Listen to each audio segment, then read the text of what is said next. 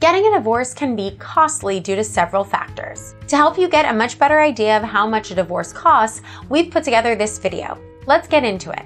Consider the circumstances. As you might guess, an amicable split is less expensive than a bitter courtroom battle. If you and your spouse are able to agree on the conditions of the divorce, it is possible to get an uncontested or no-fault divorce that cuts down on expenses. Who will pay?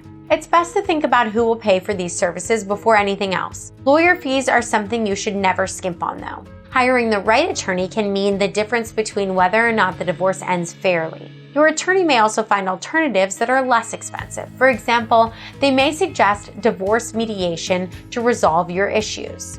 Court and filing fees. Court costs are unavoidable when it comes to getting a divorce. Depending on where you live, there could be fees for filling out the paperwork, filing a motion, or requesting documents. These costs can vary from case to case, so be sure that you keep them in mind. Otherwise, you may find yourself paying far more than you expected.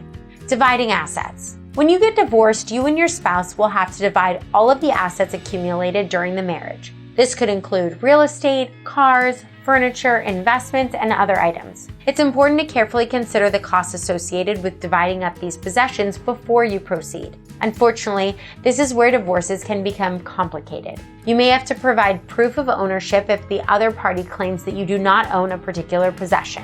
You might also run into a situation where your spouse claims that they are entitled to something you own.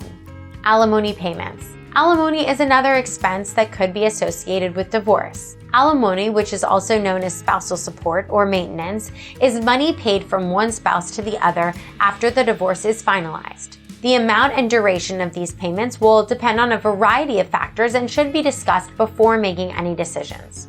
Child support. If there are children involved, the court may require one parent to pay child support per month. The amount of this payment depends on both parents' incomes and other factors. It is important to consider how much you might need to pay in child support when budgeting for divorce. Your attorney can provide insight into what you can expect to pay. Factors that contribute to your child support payment can vary widely between different circumstances, so you may end up paying a different amount compared to somebody who is in a similar situation. Taxes. Finally, it's important to remember that the Internal Revenue Service, IRS, can also factor into divorce costs. Depending on your situation, you may need to pay extra taxes if you receive alimony payments or divide up certain assets. Make sure to check with a tax professional before moving forward. Otherwise, you could run into financial problems in the future. It gets costly. In terms of money out of pocket, you should expect to spend at least a few $1,000s. However, certain nuances can cause this number to skyrocket, such as having your spouse contest the divorce. There is also something to be said about the costs associated with losing property or being required to provide alimony payments/child support. Sometimes determining divorce costs can seem overwhelming.